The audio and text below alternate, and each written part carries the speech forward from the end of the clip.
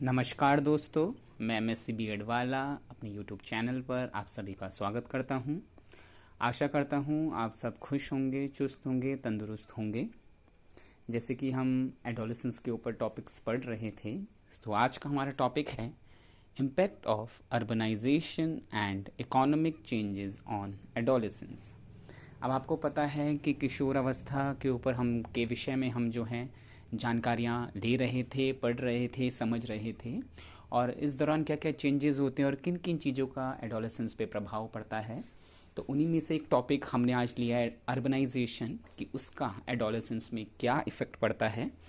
तो जैसे कि हम देखेंगे, urbanisation is the increase in the proportion of people living in town and cities. Urbanization occurs because people move from rural areas to urban areas. अब देखो urbanisation क्या होता है। अर्बनाइजेशन में क्या हो रहा है, लोग जो हैं, जो लोग गांवों में रहा करते थे, वो क्या हैं, शहर की तरफ आ रहे हैं। शहर में रहने वाली लोगों की जो संख्या है वो क्या है, बढ़ रही है। किसके तुलना में? गांव में रहने वाले लोगों की तुलना में शहर के में क्या है, लोगों की जो है जनसंख्या, आबादी बढ़ रही है। लोग गांवों से क्या कर रहे हैं, पलायन कर रहे हैं शहरों की ओर। तो ये सब क्या है, अर्बनाइजेशन मतलब शहरीकरण।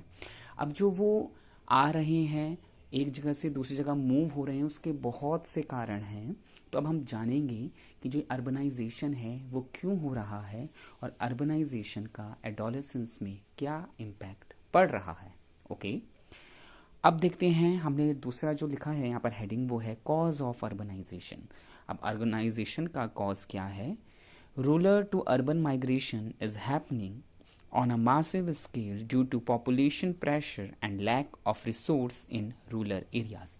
अब देखो, इंसान जब भी एक जगह से दूसरी जगह जाता है, वो one place to another place move करता है, तो उसके पीछे कोई कारण होता है। कारण क्या है? जो इंसान की ज़रूरतें हैं वो उसे दूसरी तरफ खींचती है। जिस तरफ उसे वो अपनी ज़रूरतें मिलेंगी उस तरफ इंसान क्या है, बढ़ता चला जाएगा। वो शिफ्ट क्यों हो रहे हैं एक जगह से दूसरी जगह? क्योंकि जिस जगह में वो रह रहे हैं वहाँ पर उनकी जो नीड है वो पूरी तरीके से फुलफिल नहीं हो रही है, इसलिए वो एक जगह से दूसरी जगह मूव हो रहे हैं ताकि उनकी जो नीड हैं, बेसिक रिक्वायरमेंट्स हैं, वो क्या हो सके, फुलफिल हो सके। Okay, people living in rural areas are pulled to the city. Often they believe that standard of living in urban areas are better than rural areas. अब लोग क्या हैं, शहरों की तरफ जा रहे हैं। आप जैसे देख रहे होंगे आजकल जो हैं गांव के गांव खाली हो रहे हैं। पहले की तुलना में क्या है, गांवों की में जो लोग हैं वो कम हो रहे हैं और लोग क्या है, शहरों की ओर बढ़ रहे हैं। क्योंकि कहीं ना कहीं लोगों का जो रिक्वायरमेंट है, जो नीड है, जो उनकी क्या बोल सकते हैं हम, जो उनको चीज़ें चाहिए वो गांवों में अवेलेबल नहीं है। तो अपनी उन चीज़ों को पूरा करने के लिए, अपनी वो सारी इच्छाओं को पूरा करने के लिए वो क्या है, शहरों की ओर बढ़ रहे हैं। और हर कोई उस जगह पर जा रहा है, ऐसा नहीं है कि जगह पर उस जगह पर जा रहा है जहाँ जहाँ पर उनको चीज़ों की पूर्ति हो सकती है उनकी। ओके, और ये भी माना गया है कि जो क्या है, स्टैंडर्ड ऑफ लिविंग है, जो रहने का तरीका है, वो शहरों में एक तौर तरीका जो है वो बहुत ही अच्छा माना जाता है गाँवों की तुलना में। अब देखो, गांव तो गांव है ना, गांव को हम शहर नहीं बना सकते हैं ना। गांव की अपनी एक इंडिविजुअलिटी है, शहर की अपनी एक इंडिविजुअलिटी है। लेकिन अब लोग ये मानते हैं कि शहर में एक स्टैंडर्ड ऑफ लिविंग जो है वो ज़्यादा अच्छा है एज़ कम्पेयर टू गांव। ओके, तो अब हम देखेंगे effects of urbanisation on child development. अब देखो, जब कोई एक जगह से दूसरी जगह मूव करता है तो डेफिनेटली वो अपनी फैमिली भी वहीं बसा देता है, वो वहीं रहने लग जाता है।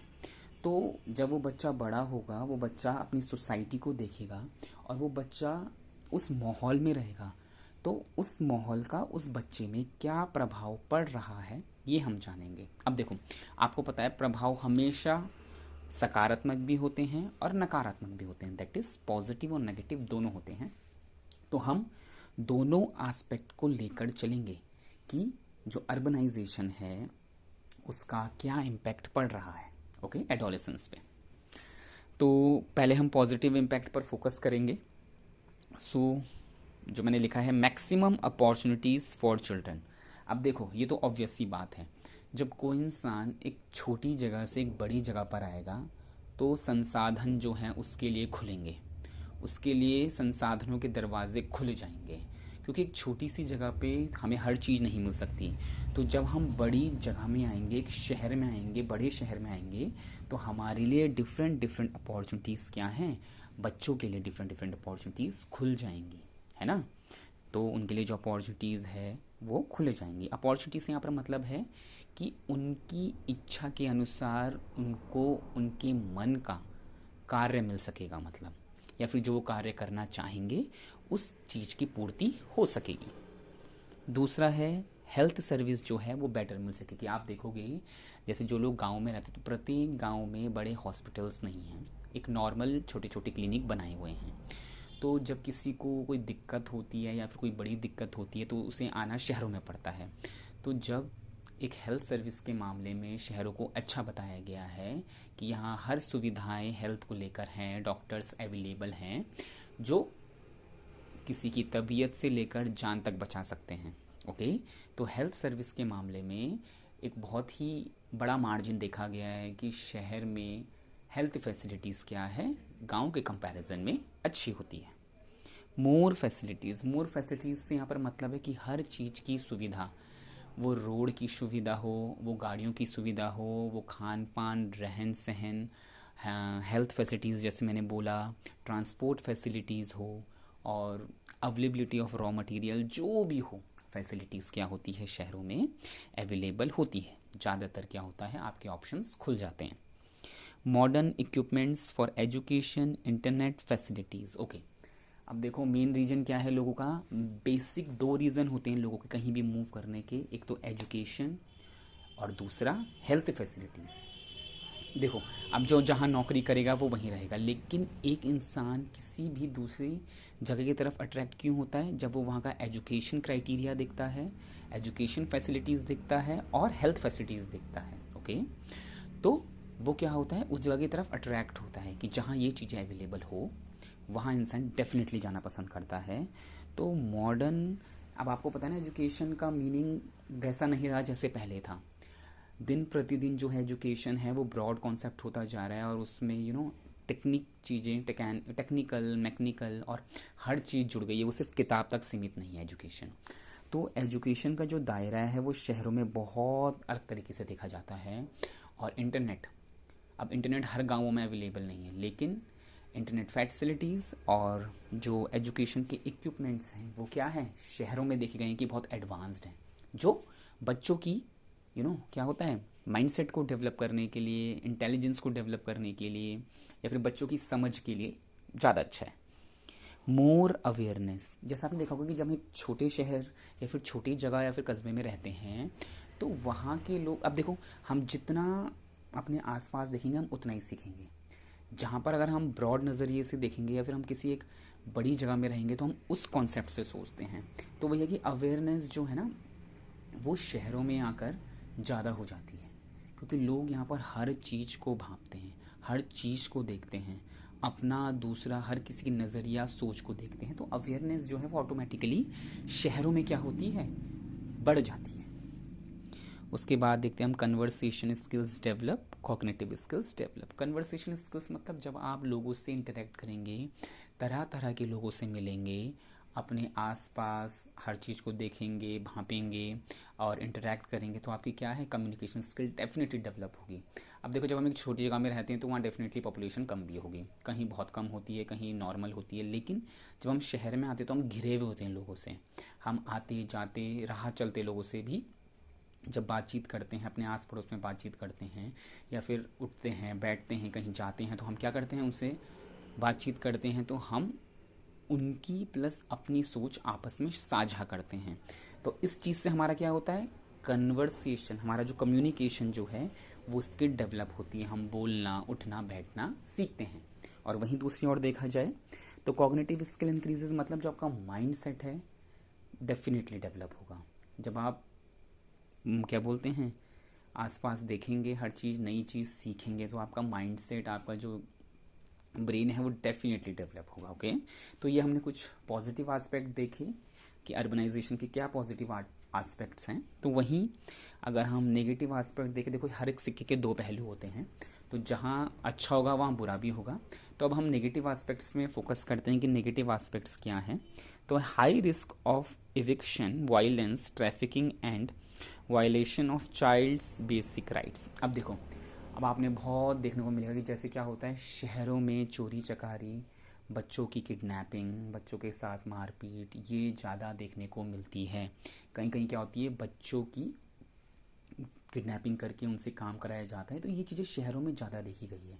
तो जहाँ एक अर्बनाइजेशन का एक तरफ बहुत फ़ायदा था, तो कहीं ना कहीं एक एस्पेक्ट ये भी है कि शहरों में किडनैप होने के चांसेस। अब देखो, हम जब शहर में आते हैं ना, तो हम ज़्यादा लोगों से आपस में मतलब नहीं रखते हैं। तो उसके साथ साथ क्या होता है, हर कोई इंसान अपने तक सीमित रहना पसंद कर रहा है और करता है। और यहाँ ये देखा गया है कि किसी के साथ क्या हो रहा है, क्यों हो रहा है, लोग इतना फोकस नहीं करते हैं। ऑल्दो लोग आपस में देखेंगे, उठेंगे, बैठेंगे, लेकिन ज़्यादा लोगों को आपस में कोई मतलब नहीं है। तो शहरों में बहुत चीज़ें देखी गई हैं कि बच्चों के साथ बहुत बुरी चीज़ें भी होती हैं, जो मैंने आपको बताया।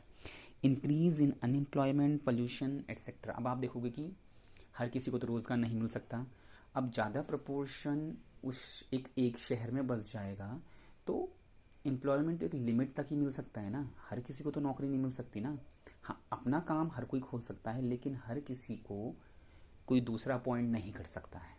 तो एम्प्लॉयमेंट जो है वो हर किसी को नहीं मिल सकता। तो इस चक्कर में क्या होगा, अनएम्प्लॉयमेंट के क्या होंगे, केसेस बढ़ जाएंगे, अनएम्प्लॉयमेंट का प्रपोर्शन बढ़ जाएगा। ओके, और पॉल्यूशन, अब पॉल्यूशन तो ऑब्वियस सी बात है, जब ज़्यादा लोग रहेंगे, ज़्यादा व्हीकल्स चलेंगी, और क्या होगा, ज़्यादा लोग कूड़ा करेंगे, ज़्यादा पानी गंदा होगा, तो पॉल्यूशन तो ऑटोमेटिकली बढ़ेगा। तो अर्बनाइजेशन का तो ये तो है बेसिक फंडा कि पॉल्यूशन तो बढ़ेगा ही बढ़ेगा। आप पोल्यूशन को नेग्लेक्ट नहीं कर सकते, क्योंकि गाड़ियाँ ज़्यादा चलेंगी। अब आप देखेंगे ना, जैसे गाँवों में तो कम गाड़ियाँ होती हैं। अब जब हम गाँव में एक जगह से दूसरी जगह ट्रैवल करते हैं, तो एक लिमिटेड ही अमाउंट में गाड़ियाँ चलती हैं वहाँ। तो शहरों में तो दिन रात ही गाड़ियाँ चलती रहती है, तो पोल्यूशन तो ऑटोमेटिकली एक फैक्टर है। बिज़ी लाइफ हो जाती है, शहर में आके इंसान बिज़ी होता है। Urban pressure weakens traditional family ties. अब आप देखोगे कि जब हम गांवों में रहते हैं तो एक फैमिली एकजुट होकर रहती है। जब हम बड़े शहरों में आते हैं, यहाँ खर्चे बढ़ जाते हैं, तो हर कोई मतलब अपनी नीड के अकॉर्डिंग शिफ्ट होता है। तो पूरा एक अपनी पूरी जितनी लोगों की फैमिली उनको लेके नहीं आ सकता, लेकिन अपने बच्चे और हस्बैंड वाइफ आ सकते हैं। तो हमने ये भी देखने को मिला है कि क्या होता है, ट्रेडिशनल फैमिली बॉन्ड्स जो हैं, जो टाइज हैं, वो भी कम हो जाते हैं। और क्योंकि अब लिमिट में लोग आएंगे ना, सब आ जाएंगे, तो उनका खर्चा कौन उठाएगा। अब शहरों में रहना है तो शहरों में रहने का खर्चा भी तो आता है। तो लिमिट से जिस लोगों का जितना काम होगा उतने लोग आएंगे, या फिर जितने लोगों को उस चीज़ से फ़ायदा मिल रहा होगा या फिर उनका काम चल रहा होगा, तो वो लोग आएंगे। तो परिवार के आधे लोग एक जगह रह जाते हैं, परिवार के आधे लोग आधी जगह आ जाते हैं। तो ये क्या है, एक तरीके से फैमिली बॉन्ड जो है वो टूट रहा है। टूट रहा है in the sense, in search of their need they are shifting. Desire for luxury. अब देखो, हर किसी का मन है कि उसे अच्छा चाहिए, अच्छा मिले, अच्छा खाए, अच्छा पहने। तो अर्बनाइजेशन में क्या है, जो डिज़ायर्स होती हैं, जब इंसान एक दूसरे को देखता है, तो लग्जरी की मतलब जो डिज़ायर है वो बहुत है। और आपको पता है, अगर आपको अच्छा खाना पीना और बहुत ही अच्छे लेवल का चाहिए, तो आपको खर्चा भी उस तरीके का करना पड़ेगा। क्योंकि आप ये मानते होंगे, क्योंकि गाँवों के कंपैरिजन में शहरों में खर्चा ज़्यादा है। और कुछ खर्चे तो शहरों में बेफिजूल हैं, लेकिन वो खर्चे हैं क्योंकि आप शहर में रह रहे हैं। गाँव में आप अपनी साग सब्जी बो सकते हैं, अपना सब कुछ है। लेकिन शहरों में अगर आप नॉर्मल से कमरे में किराए में या फिर मकान में रह रहे हैं और आपके पास ज़मीन नहीं है, तो आपको हर चीज़ पैसों का लेना होगा। इवन एक हरा पत्ता भी खाने के लिए, हरी सब्जी मैं बोलूँ एग्जाम्पल के तौर पर, जो गांव में हम अपनी बोते हैं, अपनी खा लेते हैं, लेकिन शहर में हर एक चीज़ पैसे की है, कुछ फ्री का नहीं है। तो शहर में क्या है, अगर आपकी डिज़ायर है लग्जरी के लिए, तो आपको पैसा भी खर्च करना पड़ेगा। वेयर एज गाँवों में हम गांव के अनुसार रहते हैं, लेकिन शहर में हम लोगों को देखते हैं तो हर किसी का मन अपने अकॉर्डिंग चलता है, और लग्जरी की डिज़ायर होगी तो पैसा भी खर्च होगा। ये तो डेफिनेटली मान के चलिए। मेंटली डिस्टर्ब, अब आप देखिए, एक चीज़ तो आपको ये कंठस्थ माननी पड़ेगी कि पीस ऑफ माइंड जो होता है ना, वो गाँव में है। गांव में वो शांति है जो शांति कहीं नहीं है।